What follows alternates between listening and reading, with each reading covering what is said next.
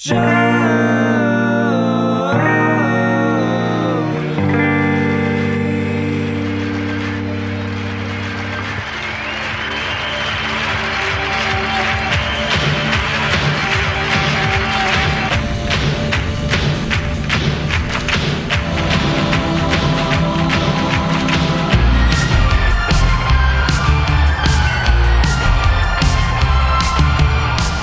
hello, everybody. Welcome to another installment of Show to Be with Mike G, the show of life, the show of Irish whiskey, the show of immigration, sales, and having a great positive attitude.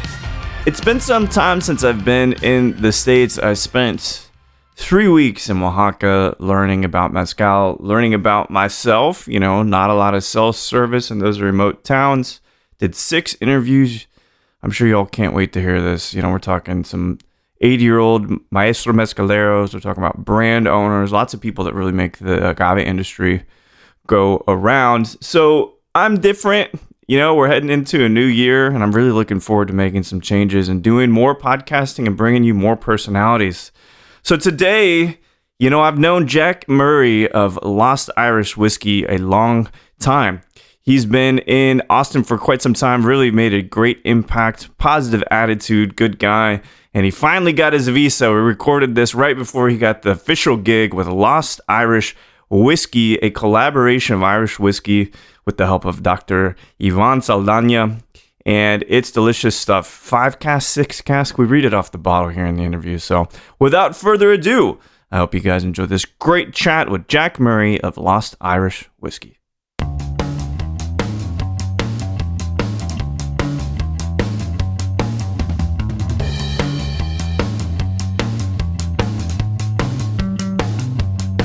Yeah, it only took, 4 years? 4.5 years?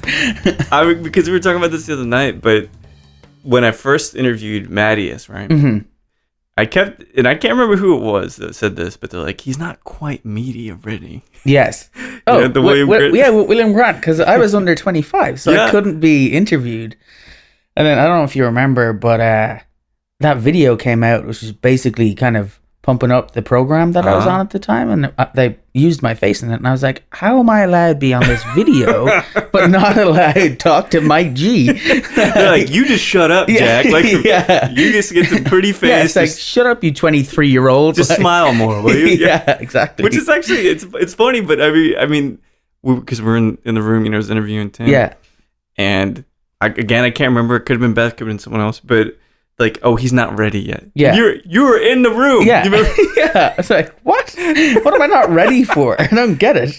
Like, so thinking about it, that was 4 years ago. Yeah. Something like that. Mm-hmm.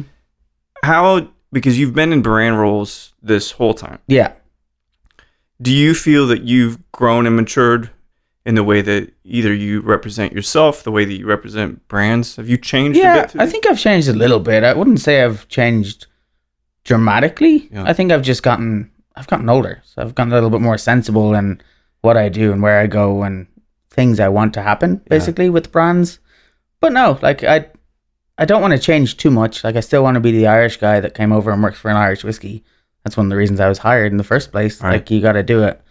I've definitely gotten more intelligent and know more about whiskey than I did before. Mm-hmm. And like Tully put me through a fantastic program to be able to learn more about whiskey and about Irish whiskey as a category and bourbons and everything, basically Scotch. Yeah. Which was great. But yeah, I don't think that taught me as much as the last couple of years working for brands has. You just learn so much more when you're out and about and learning from different people, learning from the likes of you or other brand people. Like, you just pick it up a lot faster. Do you think that, because you and I both fancy knowledge. Yeah. We like learning more. And in fact, the last time we saw each other, you told me about the historical roots of whiskey, which actually lean more towards Ireland than Scotland, which is I found fascinating.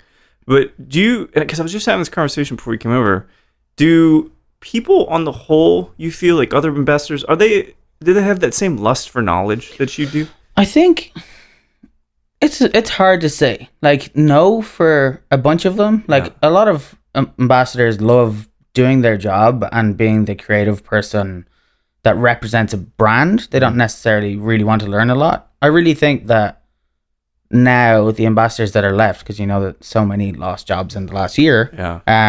Ambassadors that are left actually want to learn more and grow each category more. Like we're very like when you talk about Irish whiskey and Irish whiskey ambassadors, you want to grow the category, not only your brand. Like it's something like in us that we just want to make Irish whiskey come back to the top like it used to be. So we all kind of work together. It was never a fighting thing. Like as you know, I was best friends with Brett when he lived here. So like he was working for Jameson when I was working for Tully. So like we all wanted to work together. But like I've always wanted to learn. You've always wanted to learn. It just depends. Like it depends on the person. I would say no, not everybody wants to learn everything, but there are some. And you have to be, I guess, like, I don't know how to describe it. You have to be knowledgeable enough on your brand to speak about it and know a bit about, say, if you're doing Scotch, you want to know more about Scotch and like the distilleries and everything like that. But I don't think there'd be that much transfer over into learning about other categories. That's what I'm saying. Yeah. Is that whiskey is a massive category, but I know that you want to learn about Scotch. Yeah. I want to learn about all bourbon. Of it. Yeah, I want to learn about all of it, like especially like the agave spirits. Yeah. Like that's just something that I really want to learn about because it seems like it's close to home. As in, like the mentality with agave spirits is funnily close to the mentality with Irish whiskey and Irish people. It's interesting though, yeah. Right? So like that's something I want to learn about and like how proud they are of each spirit. Like it really shows. Yeah, I think Irish whiskey and agave spirits probably have more pride in their like the roots of it than most American spirits would, and that's a bold thing, but probably more proud of their roots with it. But I love to hear this because I think that it's not controversial, but it is to say that. But I think that people all right, how about this? So when I go out, sit at the bar alone sometimes, I like to write. Yeah. Pretty much every fifth person, whatever, Jameson shot. Yeah. Right? So, and that's not about Jameson, but how close do you think people are to appreciating where Irish whiskey comes from? I mean, I think... It's like I see the look on your face. Just, they're not. And like, they care a little bit about it because they love Ireland. That's something that I love Irish whiskey. But I bet you if you asked, I'd say 4 out of the 10 people that drink Jameson are probably like, oh, I didn't know it was Irish whiskey. Right. They know it as Jameson. It's like when people go to a bar and say, can I get a Tito's and vodka? It's like, Tito's is vodka. Like, what are you talking about? Yeah. Same thing with Jameson. Like, it's become such a household name that it's like, it's lost the Irish whiskey in that ordering process. It's just JMO. Yeah. Which is so strange. And it's incredible for them. Like, they own 85% of the market here in the US for Irish whiskey. So it's like, they're a beast. Yeah, obviously. It's that whole thing where it runs the verge of being, let me make a Xerox of something. Remember that whole thing, right? Yes. Yeah, it's just interesting because I do suspect that people don't really understand where it comes from and whatnot. Yeah. And that's maybe how it is, right? Well, I mean, if you put it real simply, like everyone says, oh, it comes from the Jameson distillery. It's like, okay, it comes from Middleton. Yeah. So like when people tell me, oh, I went over to Dublin, I went to the Jameson distillery in Dublin, I was like, Yep, you sure did. Yep, you did. Was it good? Was it fun?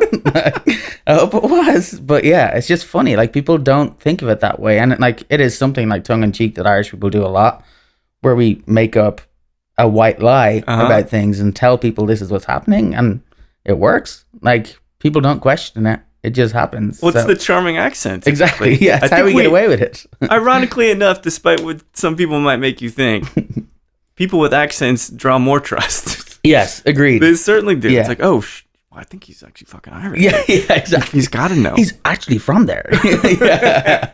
Many times I get that. Like when Shelby says to people when we're out, it's like, oh, like my boyfriend's Irish. They're like, oh yeah, like he's from somewhere in Boston or something. Right. And then she's like, no, he has an accent. He actually grew up in Ireland. He lives here now. And they're like, oh, he's Irish. And it's a whole different conversation. It is. Like you get there. It's favorable bias. Yes, agreed. It really is. Well, I've only had the opportunity to go to Ireland one time for work. I spent a bit of time in Cork, but something that was just immediately apparent is how beautiful.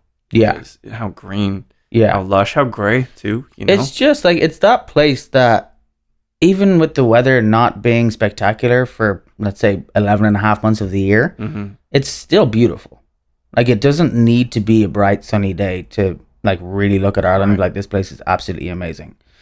And, like, you see, like, I talk to people here from America that have never been, and they see photos, and they're like, is it actually this beautiful? And the honest thing is, it's more beautiful. Oh, it's way different. In better than the pictures. Like, it really, really is. And it's actually something to be proud of, to be from there. Yeah. Like, it's a great thing to be able to say where I'm from is that beautiful and that amazing. I would imagine. And so you're kind of talking about, because a lot of folks know you being in Texas. We'll talk about how when you moved over and whatnot. But what was your family doing? Like, is it just a kind of standard Irish family, siblings and all that? Yeah, I just have, so it's me and my brother and then mom and dad. Kind of standard Irish family, but my parents both moved away to Australia, so not many people know that I was born in Australia. Whereabouts? Me and my brother, both born in Brisbane. Yeah, Brisbane's a good city. Yeah, so it's great. I don't mind saying I was born in Australia because it's a cool place. Yeah. So yeah, they moved over there and lived there for a few years, and then we came back to Ireland. What took them to Australia? Mom and dad just moved over there and stayed there for a couple of years. That's where mom started. So mom has a recruitment company at home. And that's where she started in the recruitment game, and then came back to Ireland and started her own one. That's incredible. Yeah. So roughly how old were you when you moved back? I was really young. Okay, so you probably don't even remember. No, not even. Maybe 1 or 2. Yeah. Like, that was it. And your dad, he's in... I think foolishly so, that everybody's into agriculture there. I know. Right? We live They're all egg farmers like Tim. Yeah, exactly. They're all egg farmers. They're dairy farmers. But no, they're not actually. My dad runs gyms. So so he's crazy into fitness, as you probably couldn't tell. I've been living in America too long. Is that why you haven't seen your folks for so long? Yeah, refused to go home. Dad, I just don't want to talk about it. Can you wait like 2 months? I'm going to work out, and it doesn't happen. But yeah, dad used to be in waste management, and then when he came home, supported my mom, and me and Sam, my brother, were about young. Yeah. So my mom wanted to start her company, so he basically took on the role of looking after me and Sam. Oh, wow. And then he got back into gyms when we got a little bit older. So, yeah. And he trained a lot of people, like rugby players and things like that. So did he ever play? Did he play rugby? I don't think he played rugby before, but he played Gaelic football. My brother was a professional rugby player for a few years, so that's what the circuit came from. I played rugby my whole life, basically growing up. So you miss it?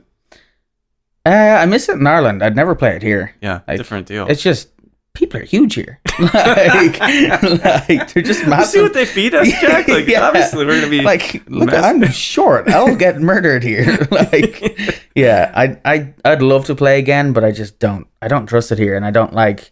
This is a separate topic that we shouldn't go on to, but the tackling here is just far too dangerous. Well, I mean, it is football. Well, you just kind of look at it. I don't even have to play to know that it's fucking dangerous. Yeah. And I mean, as a 41-year-old that's in decent shape, what do I need getting murdered on the field? Yeah, like it's you can still get murdered a bit. I can still do a young bloke, right? I can still do okay doing it, but yeah, I don't know. I just don't think I'd do it here.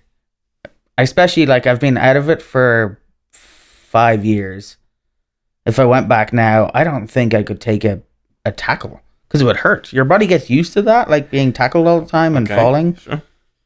Now I'd say I'd be doubled over after a tiny tackle. Like, it just wouldn't go. They like pinch you on the shoulder. Yeah, like, what was that? Yeah, what was that? I know. It's interesting though. We just are built different. Yeah, Americans, man. Yeah. And so one of the things that kind of comes to mind though, because I know you work for Red Bull, you went to college, did business studies and all of this. Yeah. Was it ever expected of you to do that? Because your mom seems like she's very independent, probably maybe entrepreneurial. Yeah. Did they say like... Was it expected for me to go out and... Well, to get a degree, to do that in school. Yeah, my mom and dad always pushed. Like, would never have forced me to, but yeah, would always push. Like, go get your degree. Like, my mom wanted me...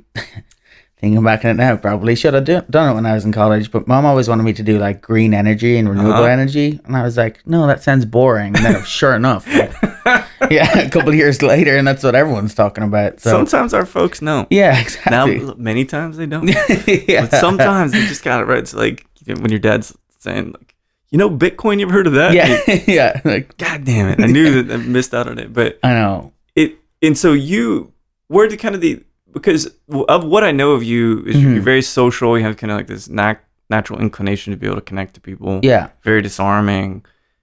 Were you an academic kid? Were you good at school and all of that? I was smart and I didn't have to work at it. Yeah. So like I guess I got it pretty easy because being smart and not having to work, you have a lot more time for social aspects. So I think that's probably helped me grow really socially and then be able to go to college and do things like that when you don't have to work quite as hard as some other people do. Sure. Which was a really good luxury to have. Fantastic. So when because there's Red Bull fits in here somewhere. Were you Red Bull was Red Bull there? Yeah, it was when I was in college. I worked for Red Bull. So basically, I went to. It's changed name now, but it used to be called Dublin Institute of Technology. And they basically had me located on campus that I would cover DIT, but the campus was in the middle of Dublin, so it was basically just covering Dublin. Which was fantastic when you're in college. So. Well, and what does everybody need to do when they're trying to study all night? Yeah, exactly. Just Red Bull. Awake. Yeah, 100%. So it was great. Like I loved Red Bull. I worked with it was called Richmond Marketing, who did all the Red Bull in Ireland. And I worked with them for beers for a little while too. Like I covered Peroni and Copperberg and things like that. So yeah, I kind of went around different. Like I didn't think I was going to be that crazy into whiskey. I always liked whiskey, but I didn't think I'd be going into whiskey. I thought it would be more like Red Bull or beers. And then I just got the opportunity to work for Tullamore Dew and got a call from Tim saying, hey, you got the job, you're moving to Austin, Texas. And I swear to God, my first thing that I said was, like, what the fuck is Austin, Texas? I had no idea. I had never heard of it before. Really? Like, it was just, no. Like, well, and so did you know Tim then way back in the day, or was it kind of randomly meeting him? So I applied for the job with Tully, or for the program with Tully. I went through the interview process and everything, and then, not that I didn't expect to get it or anything like that, but I was like, I'm still going to go to New York and I'm going to like go there and bartend or just have like it's called a J1, like a 3-month visa that you go abroad and work. And I moved over there and I was there for like 3 weeks. And then Tim calls me and he's like, you got the job. So I had to fly home, get my new visa and my passport. And then he flew me back to Austin. So I'd only met Tim once before that call. Yeah. And then, we just like became very good friends really fast, myself and Tim. He's very affable, very likable guy. Yeah, he's great. I mean, I actually haven't met an unlikable Irish person yet. No, I know you're making that face. I've met a few, but I did live there for a long time. Yeah, you had more exposure. So my limited exposures, they've all been pretty good. All the guys here are fantastic. Yeah. Like all of the Irish people in Texas that I've met, everyone's been great. Like super friendly, super nice. So you didn't really coming into Austin. How many years ago was this now? That was 2017. Okay. So roughly 4 years. Yeah. Going on 5 years. Let's say that. Coming into Austin. And I remember when you came in. Was there any kind of adjustment period?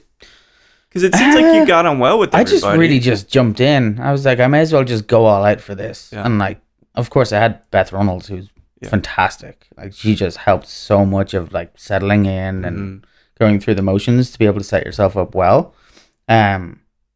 And it just worked out well. I didn't know anybody moving here. I had never met Beth before in person.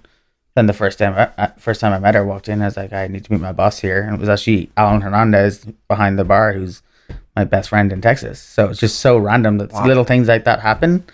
But yeah, it didn't come easy at the start. I will say that. What was difficult about it? There was just a difference. Like I never how would you describe it? Like working in the booze industry, especially with a brand like Tully, that's all, for the most part in Texas, kind of shots, not really cocktails and relaxing, right? So learning that people here, they don't stay at bars, they just move around. It's like a bar crawl every time they go out. That was like new to me. So of course I'd be doing like an event thinking that people would stay for a couple hours, but they're there for like an hour and a half, and then they're on to the next bar or next place. Right. So it's different than Ireland, because when we went to pubs in Ireland, you'd sit there for 6-7 hours and you'd just have your like pints of Guinness and whiskey sitting there. You wouldn't be jumping around a whole lot. So it was definitely a little bit of a change there that I couldn't understand why people kept moving on to bars so fast. Like your time in a bar here is like maybe an hour. I'd never it's almost, Americans are very, very impatient. Yeah. which I think you know. Noticed. Noted. Yeah. But there's this thing that's kind of happening in Austin too, and I've been here long enough to kind of see it evolve or devolve, depending how you want to talk about it. But it's kind of like, well, let me just go see the people that I want to go see, and then let me go see the more people that I want to go see. Yeah, absolutely. Which there's nothing wrong with it. But you notice it's kind of like that, like touch and go. Yeah, absolutely. Like I'll go. Like I do the same thing, and like bear in mind, I have to do it a lot for meetings and stuff. But I do the same thing. Like I'll drop in and see my friends working, and then be like, oh, let's go see another one here. So it's just kind of the more fun thing to do. Yeah, I think because it's not even it's not about for people going into bars. I don't think it's about them getting free drinks from friends behind the bar or anything like that. I think it's just seeing that familiar face behind the bar, which in Ireland is a lot easier because you're going into one pub and staying there, so you get to know them fast. Whereas here, you're hopping around, so you're limiting your time talking to a bartender. It's actually an interesting point. It's just, we're kind of transactional here. Yeah, you know, absolutely. Beyond that, which I think is a very, very striking difference between kind of European drinking culture, like just kind of hang out.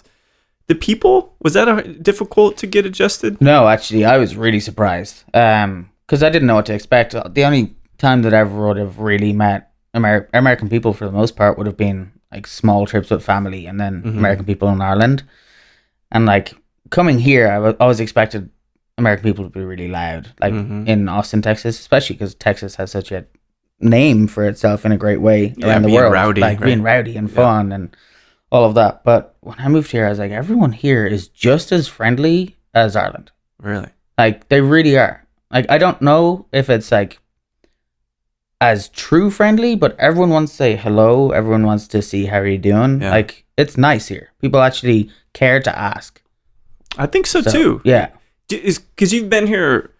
And we talked about this too the other night, how things have changed in Austin, how it's physically changed because all the buildings and everything. Yeah.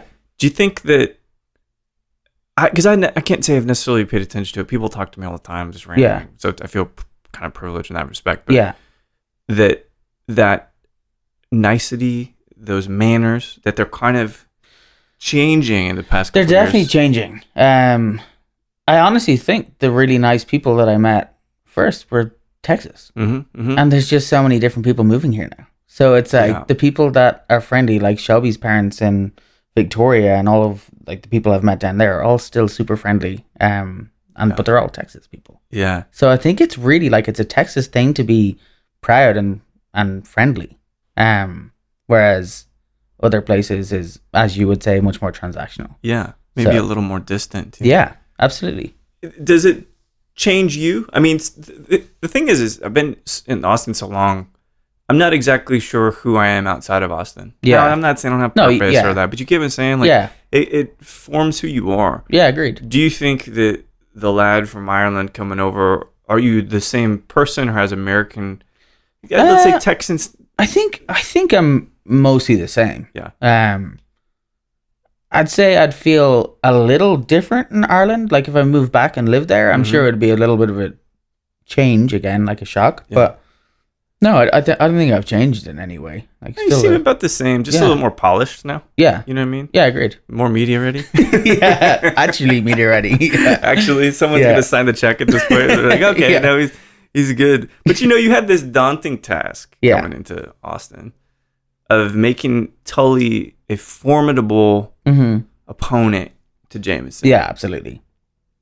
How do you feel about the legacy that you created over the years of making this thing happen with Tully?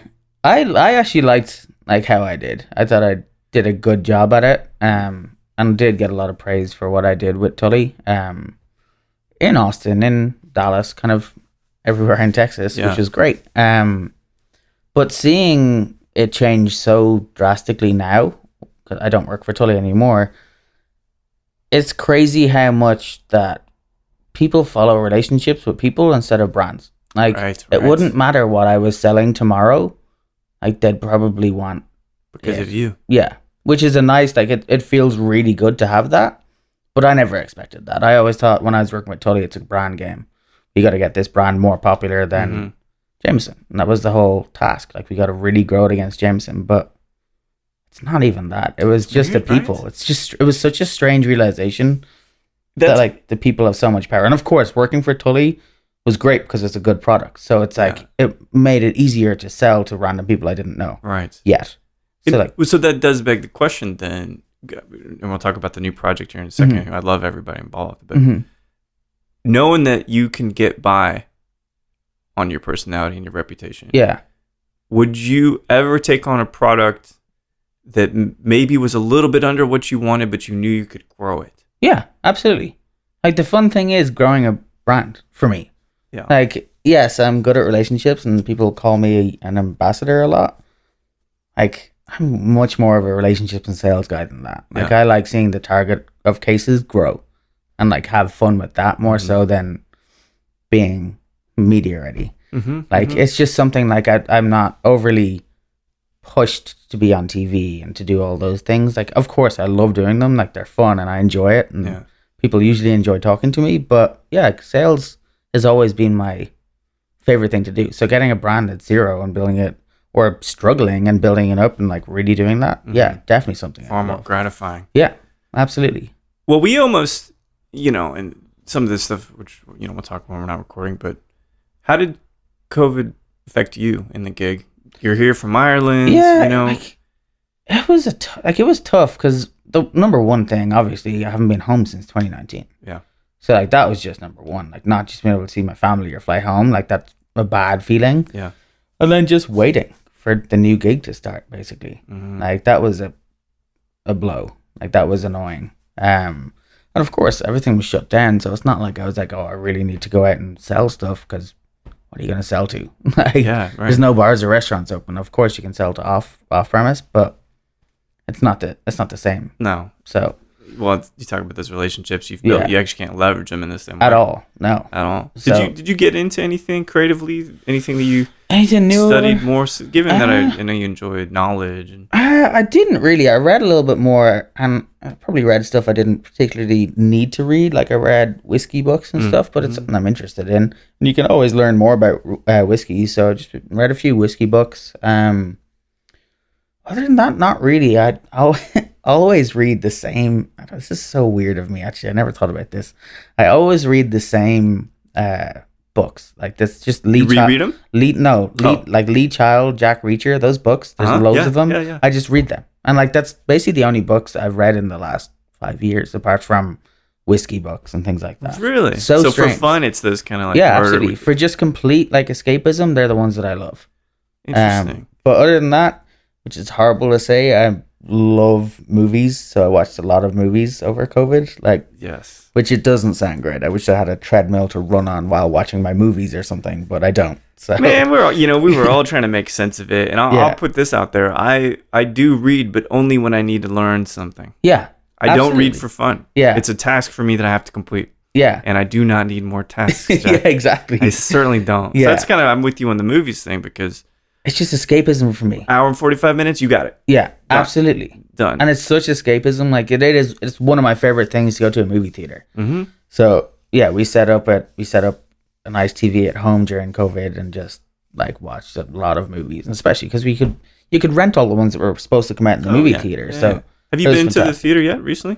I just went the other day. What'd you go see? I went to see Venom 2. Oh, good. Yeah, so I'm waiting for Shelby. She put a hard foot down on not going to see Bond until she's available. So, yeah. So Tom Hardy's a pretty likable guy. Yeah, he's great. The Venom 2 was not as good as 1, but I just like those movies. Yeah. Like, just escape. Like, I know a lot of people don't like Marvel. A lot of people love it. I'm one of the people that really enjoys it because it's just, you can sit there. You don't necessarily have to turn your brain on even to watch it. Like sit there and enjoy it for the whole thing. Yeah, so, I just went because I love going to the movies by myself. You had to have gone and see a Halloween movie, did you? Of course. Well, actually, oddly enough, that one I watched here because it was streaming. But I did see Candyman in the theater. Yeah. Titan in the theater, which was a miraculous French movie that only the French can make things that disturbing. I've finally realized. Yeah, yes, very fair. We think the Germans are weird. Yeah. The French nailed it. Yeah, way too many times. Yeah, way better than the States too. But I saw Last Night in Soho. Oh, what was that Saturday. like? Brilliant. Edgar Wright, man. I forgot that was out. Yeah, completely forgot. Just came out on Friday. Perfect for Halloween and everything. Yeah. Really, really great movie. It's just. I'll need to watch that one then. Yeah, it's just. sometimes, when you hear people talk about whiskey with such passion and such fervor, it's magnetic. Yeah. And I feel that some directors love movies so much. Yeah. That the movies themselves pull you in even greater. Yeah, agreed. And so that's what I feel like that movie kind of was. I'm looking forward to that. Yeah, the passion behind it, just incredible stuff. But so, we talk about agave stuff all the time. Yeah. And someone had the pleasure of meeting him some years ago. Mm-hmm. And I've had the beautiful privilege of keeping in touch with this fine gentleman. Yeah. But Dr. Ivan Saldana. Yeah. And I hardly ever say but I'm almost at a loss for words. But he's helped me understand so many things that when I met him, I wasn't ready to understand yet. Yeah. Acids, fructans, glucose ends to massive fructose helixes, and he's been such an incredible force in being different in the industry. He's a different kind of guy. He never got mad at me because I was making soton. Yeah. You know what I mean? He embraces he wants to embrace it. I'm pretty sure I haven't met him yet unless oh my it was gosh, years really? ago. I didn't know that. Because I haven't been able to travel. That's right. So I really haven't gotten a chance yet. Of course, Tim has. Tim's been in Ireland and everywhere with them. So, but I'm looking forward to, because Tim said he's one of the most smart, intelligent men. He's fascinating. Yeah, fascinating guy. And, he can. He's not one of. I don't know, how do you put it?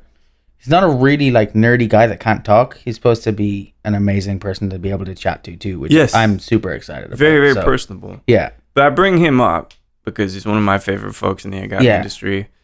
And I know he's working on some other stuff, which might be in my neighborhood, but he did so much amazing stuff with Abasolo. Yeah. Montaloba. Everything he's touched everything he touches is unbelievable. Yeah. It really is. I don't know how he can bring out and create that many different products that are just amazing. Yeah. And I never, Abasolo dropped.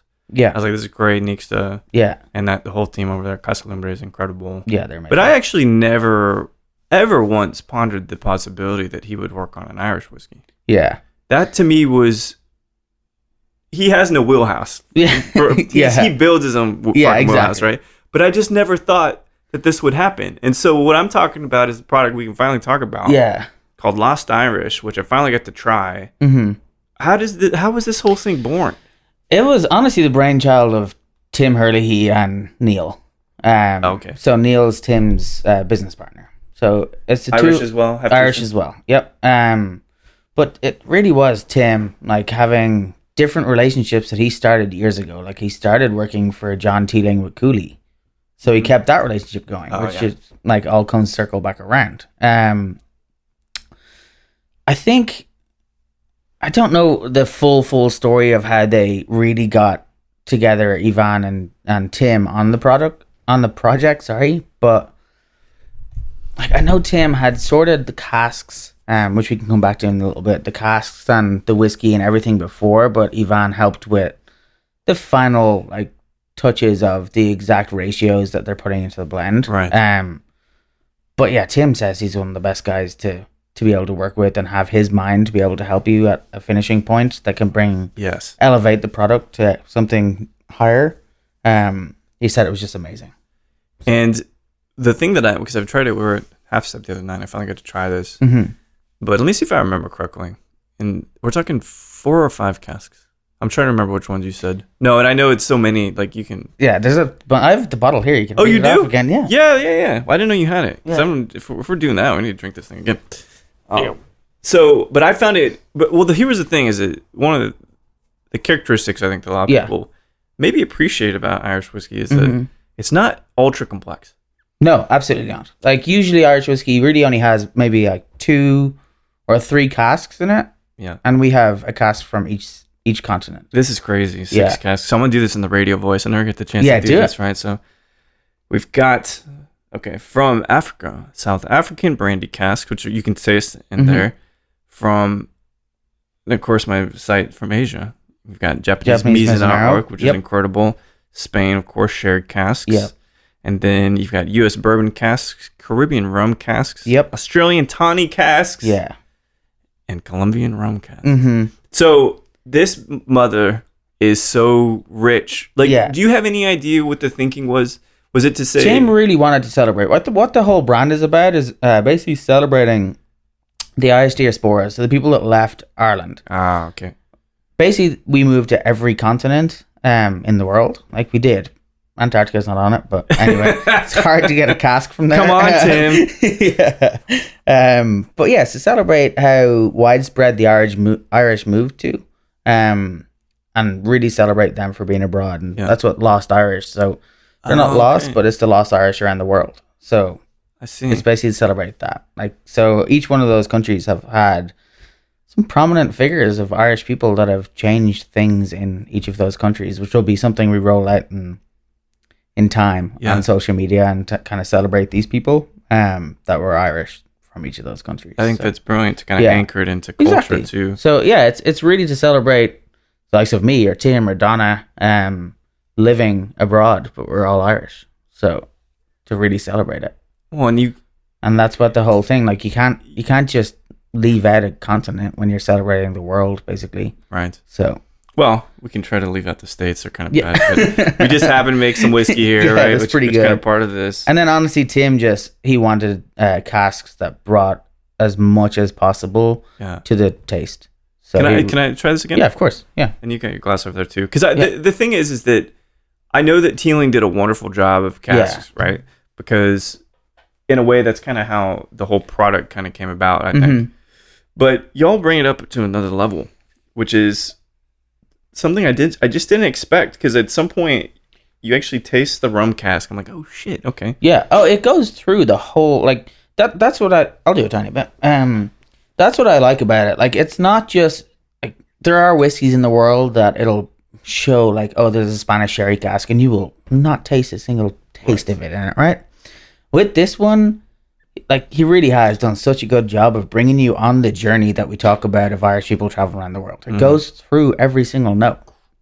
And, like, remember I told you to leave the second taste for a few minutes and how different it is? Like, it is incredibly different every time you taste it. Not in a bad way. You just pick up on so many more notes from each of them. Like, the definitely, I'm not going to talk through the whole flavor, you know, the flavor profile of it, but the definitely weirdest thing that I get on it is that, like, fizzy, like, numbing feel at the very back. And we were trying to put our finger on it, and we were like, is it like the Mizunara oak? Because it's only been done once with Irish. And it's pretty tannic. It could do that. I think that's a great question. Did you guys find an answer to that? Or still kind of talking through it? We did. I can't remember what it was. It was obviously unanimous. Yeah, it's like, written down somewhere on my computer. But yeah, it's just it's such a drinkable whiskey that has, like, a complex taste. Yeah. Like, it really does. Like, you could, if you wanted, you could take a shot of this 100%. You'd be like, that was delicious. Yeah. But if you want to sip it, you can, because it has so many different flavors where you can't say that about a lot of whiskey. No, I think it hits in a one way, and you really like it for that. Yeah. Like, I don't listen to Motley Crue for the songwriting, really. You know? Yeah, good call. Yeah. But it's good and it's fun, right? But then you want something that has all of it. Yeah, absolutely. You know? Like Queen, right? Yeah. Which has everything in between. Like, that's what, like, we love about it. And not, like, to say that we have all of it, like, we have all three styles of whiskey in it. Yeah. It's like a lot of Irish whiskeys are dropping out one of them now. And it's like some are trying to lead it forward to bring them all back. Like, Tully has all three in it. And it's just something we have to celebrate it. So tell me, I read it, but tell me all three, just because I think it's actually really important. Yeah, so there's grain whiskey in it, which is in a column still. So it's basically corn or wheat. That's in it. That's also in Scotch. Yeah. And then there's malt. So malt is just malted barley. So flowering barley, basically. Also in Scotch. And then the one that's weird, which has a strange name on it because it's hard to distinguish for a lot of people, it's called pot still, which is, as you know, is a still that, like, whiskey's distilled in. But pot still was basically half unmalted barley and half malted barley. Very traditional Irish way of making whiskey.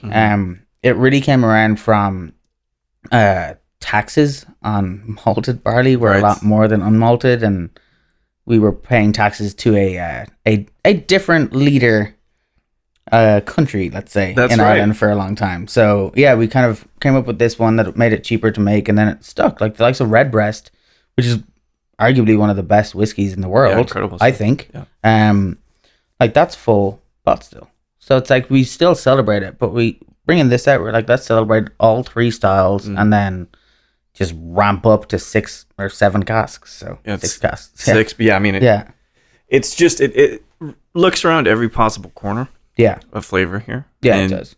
To me, it's just really satisfying. Yeah. Really satisfying because I even, many of the other Irish whiskeys, I feel like they are good, but they're not as balanced as this. Yeah, agreed. Which is insane to say because there's so many different casks. I know. Like that's what I said to him. I was like, this is incredibly well balanced for how many different flavors you get the whole way through. Because normally it'd fall apart somewhere. Yeah, absolutely. Normally there'd be something sticking out. They'd be like, that doesn't taste good. Right. At all. So integrated. Yeah. And that's the thing is like I didn't take Ivan as a whiskey guy until I tried Abba Solo because that's really so much of it's about maturation, But what's rollout like on this? Because I know it's maybe on our doorstep in Texas. It's on the doorstep. It really is.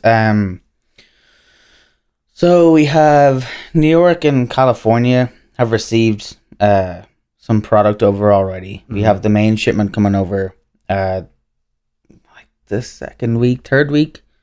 Almost in November. Yeah.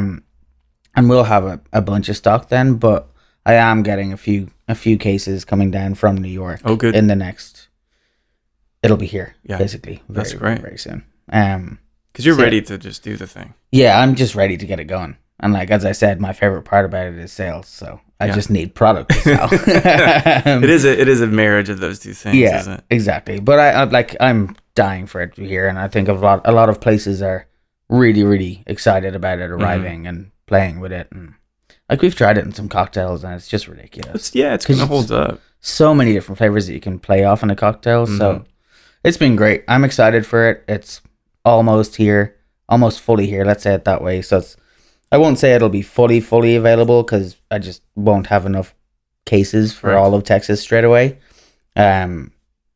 But as soon as it's sitting in a box somewhere. It's on the way. Like it's on a boat somewhere. I don't think people can hear the expression of you rolling your eyes. Yeah. But you're rolling. Yeah. No, it is definitely on a boat. It's on a ship, stuck somewhere, I'm sure. It's taken a long time. It's hard right now for everybody involved. Absolutely. You can't get angry with it because it's just what happens, unfortunately. What are you going to do? No. Yeah, get the boat? You can go drag it in? I don't know. That's how Irish people got here. Great point. Maybe you do have the skills to actually make that happen. Come to think of it. But yeah, I'm very excited, and we've talked about it a lot in the last couple of months, and just the delays on it. So I'm ready for it to be here. Yeah, I'm excited finally for it to be here. Yeah. I was thinking too. You've been in the relationship for a bit here for three or so years with an American gal. Right? Yes, with Shelby. Do you want to stay here? Short answer, yes. For now. Uh-huh. I want to work with this brand. Sure. For sure. I want to see it through and like make it get to a certain level, and then decide if I move back to Ireland with the brand or move abroad somewhere else. I don't think I want to be here for good, like for life. Sure. Yeah. Like I definitely want to move back to my parents at some point. Yeah. To be honest, like to be close to family, because I have zero family in America. Right. Like zero. So it'd be different if I had if my brother lived over here or I had cousins over here, but I've none. So it's a bit strange. I don't think I want to be here forever. I see. So. I know you're only in your late 20s, mid to late 20s, or you want to round up. But do you think about family and stuff yet? Yeah, we've talked about family. Shelby and I are very we're similar people. We just talk. Like we don't hide anything. So yeah, we've talked about it, and it's definitely something we're definitely both interested in. So the reason I ask is because I think that you're young, like I'm some kind of elder or some shit, right? But you're young enough to where you can still ride this thing hard. Like you can still spend a lot of time out. Absolutely. Yeah. And your health won't dwindle just yet. Exactly. But it's got to slow down at some point. Yeah. Do you think about that? Yeah, I've said it before. I'm like, I don't want, even now, when this comes out, I won't be as crazy as it was when I first arrived with Tully. Yeah. Like, I won't. It's just not something that I need to do because all the relationships are built. Mm-hmm. There's obviously a lot more I can build, but all of the majority of main ones are already built. Yeah. So it's not like they need to see me a lot out. So it becomes a lot easier at this point. Mm-hmm. And definitely for that, just health wise, like I definitely want to just be healthier. I want to be able to go on like travel trips that aren't work and stuff like that. Like obviously working for brands that as well, like it takes up a lot of time. Like it really does. You never really stop working. Right. Yeah. You don't because it's not like, oh, it's a Saturday.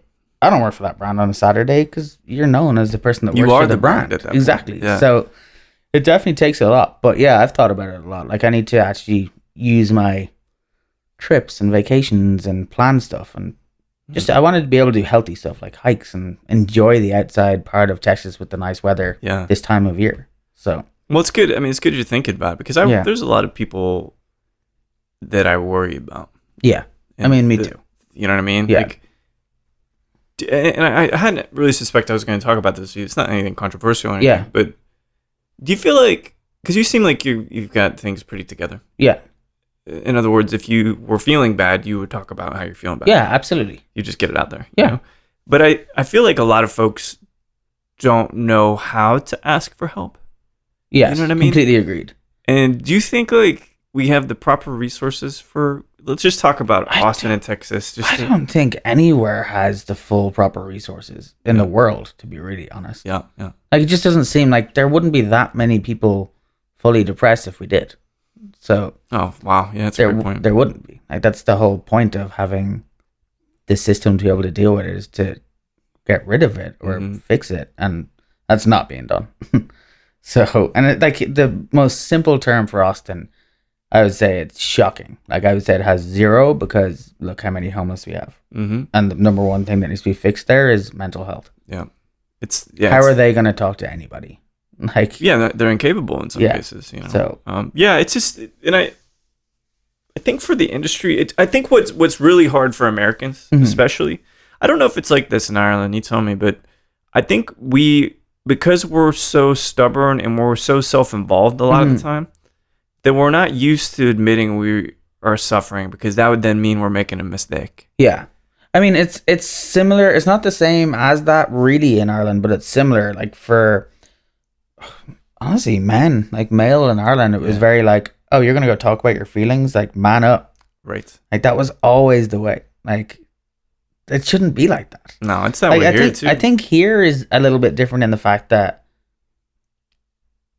people, I don't know, it's not that they don't want to talk, they just think about it like, oh, that's failing, like I'll just do something else to fix that, and the other thing is not the answer. Right. You know, right. They're like, oh, I'll change job because I don't like working at, let's say bartender, change job because I don't like working at this bar, and then I'll feel happier. And it's like, that's not that wasn't the root cause at all. Yeah. So like I think here people just jump on different aspects and change it without really talking about it or thinking about it. I think you're right. Yeah. They swipe right. Yeah, absolutely. You know what I mean? Like, yeah. This isn't working. Yeah. I expect it to meet all my needs, even though I could probably be better at it too. So yeah, next. Yeah. Yeah, that I think is a byproduct of American culture. I really do. Absolutely.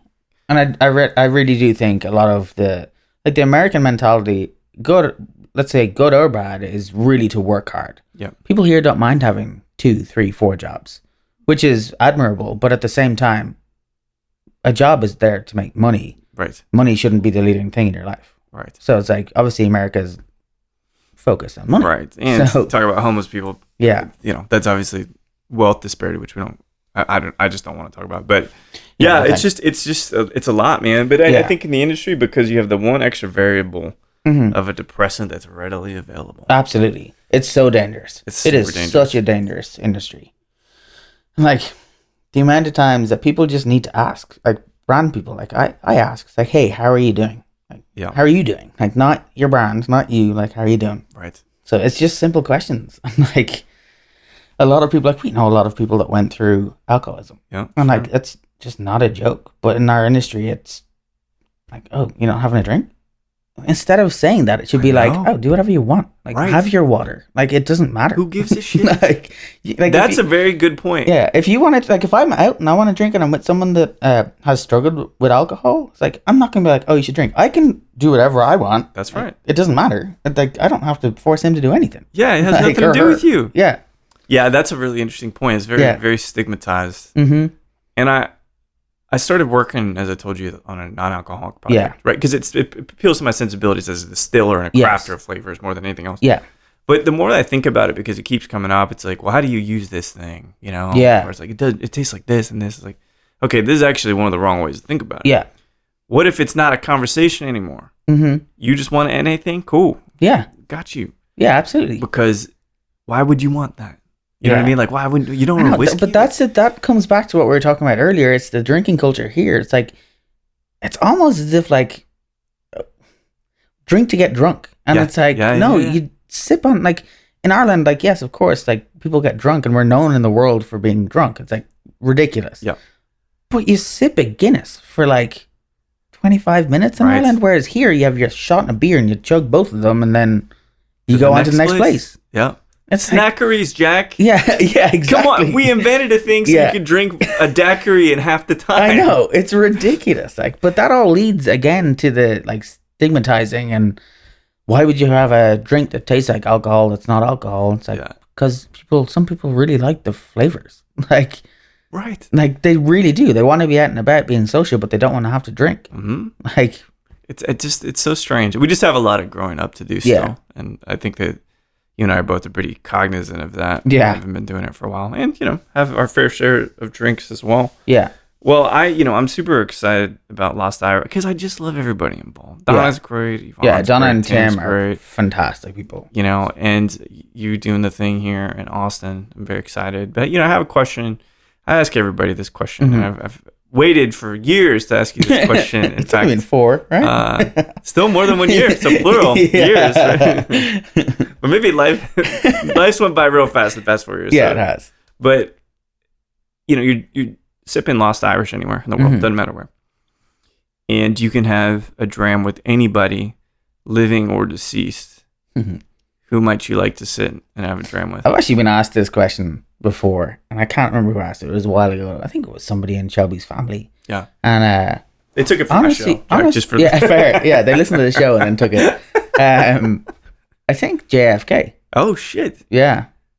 Oh, that's good. I just want to know the story and like everything about if he would share, because he probably wouldn't. But maybe though. Maybe he would. Like the story of his family and the story of the first Catholic Irish president. Like he has to have an incredible story. Wow. It just has to be somebody that's fun to like converse with and have a drink with and chat. Yeah. He just seems like a cool person to have that with. Like the most attractive president in the history. Yeah.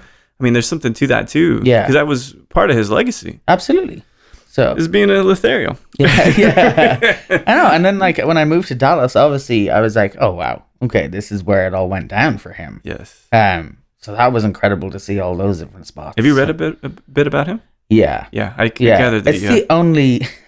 I'm not a conspiracy theorist at all, but it's the only one that I really like dive into. Yeah. Like I enjoy reading about that stuff. Like it's insane.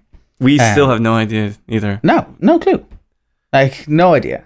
I'm excited, and like I will give a shout out to Caleb and Robert and Ian for the Green Light in Dallas that they're opening. They're putting the back rooms at the Green Light here. It's called Benny's room. So the one up there is called Ruby Room after Jack Ruby. Oh, no kidding. And I was like, that's really cool. So I'm excited to go there. I obviously text Caleb and I was like, I need to have the name JFK on an Irish whiskey cocktail. Yes. In there. Like that seems perfect. So I'm excited for that. Just a history aficionado. Yeah. That's great. Yeah. So. Well, we took years. I'm saying years only again because it's more than 1 year. It's true. Yeah. Just for posterity's sake, it's just true. Yeah. But we finally did it. Yeah. And one's going to call you and say, yeah, Jack, you shouldn't have said that. Exactly. No one's going to give out to me. It's like, you can't be on his podcast. Yeah, it's not going to happen this time, which is great. I am glad we did it finally. Finally. And I'm glad you're working with such a great team, with such a great whiskey, man. I really just great people and great liquid. So. It is. It's great. So lovely chatting with you. We'll do it again soon. Thanks. We should do it again. 100%. Yeah, now that we're allowed. We're allowed. Yeah. Talk to you soon, Jack. Cheers. Yeah. Cheers. So there we have it. Jack Murray of Lost Irish Whiskey. I was listening back. Sometimes I don't always listen to like the whole interview when I'm kind of coming back to it and doing the recap, but just listening to that intro, man, we're thick as thieves, I don't know if you know that expression, but I've known Jack some time. We've started hanging out a lot more. It's been a really pleasure getting to know him. He's just one of those kind of folks, like, you're in the room with him and you think, he really makes this room better. It's more positive now because Jack's here. Such an uplifting attitude. And the whiskey is great, too. Everything Jack's done with Irish whiskey in Austin and in Texas in general has been really, really great and impactful for the category. So I think this new project, Lost Irish, is going to be really successful. I dig it. Wish there's higher proof, but who doesn't? So thanks everybody for listening to Show to V with Mike G. No matter how excited you are because you're getting a new electric guitar today, or if you're going to record a new track that's kind of a lullaby and a dedication to someone that you really care about for the holidays, please keep dancing.